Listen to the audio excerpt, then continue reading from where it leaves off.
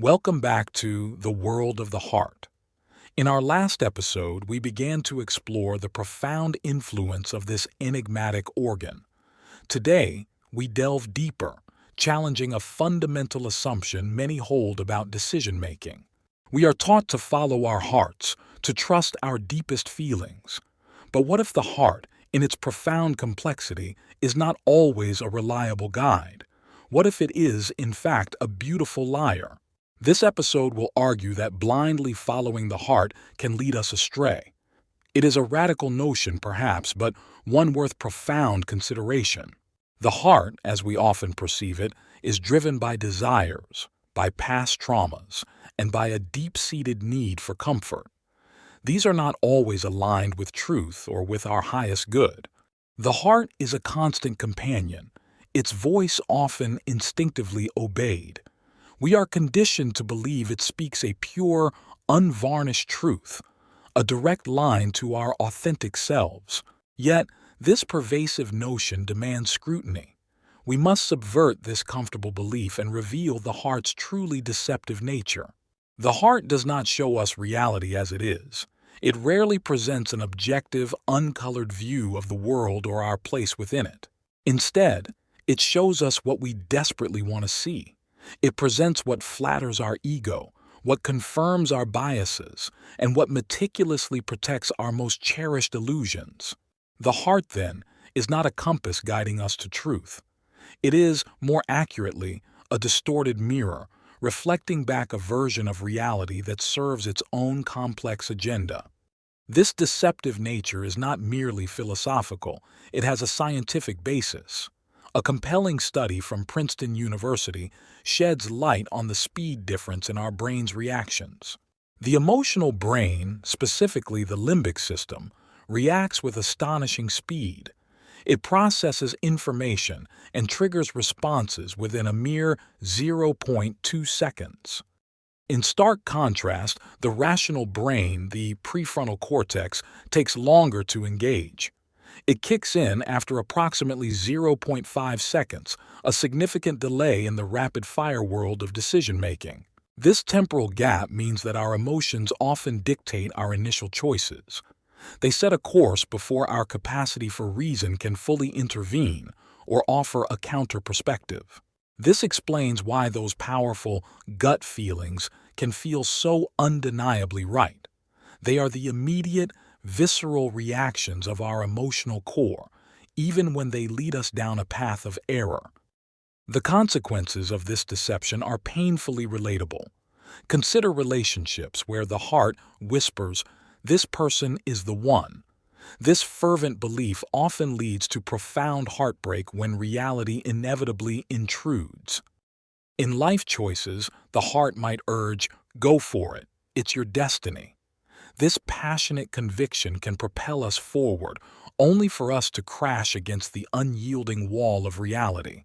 The heart can also compel us to push away caring people. It might rationalize, "You deserve better than this," even when those individuals offer genuine support and stability. These examples illustrate the painful, often devastating consequences of blindly following the heart. Its impulses, while powerful, are not always aligned with our long-term well-being. Why does the heart deceive us?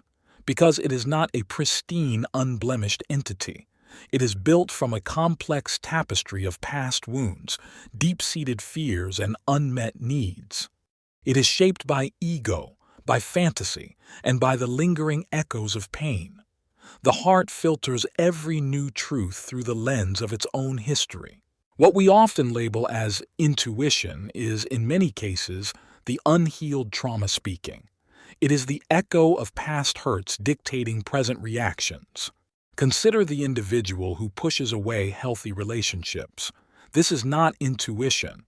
It is often a comfort with chaos, a subconscious reenactment of familiar, albeit destructive patterns.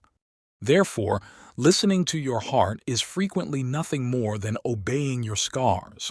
It is allowing the past to dictate the present rather than forging a new, conscious path. History offers profound examples of those who chose to lead their hearts rather than merely follow them. Abraham Lincoln stands as a towering figure in this regard.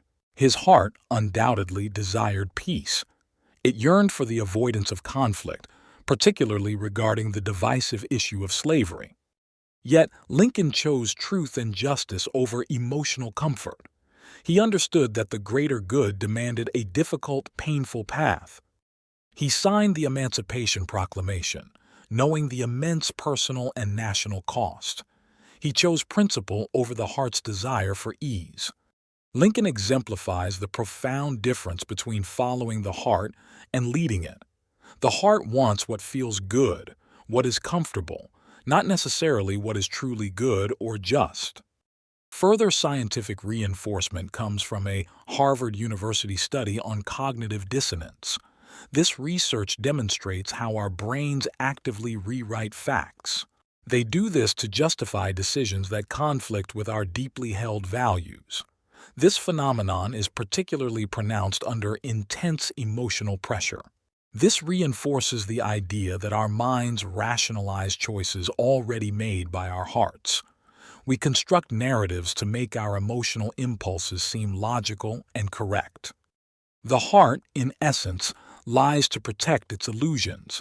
It creates a coherent, albeit false, reality to maintain its preferred narrative and avoid the discomfort of contradiction.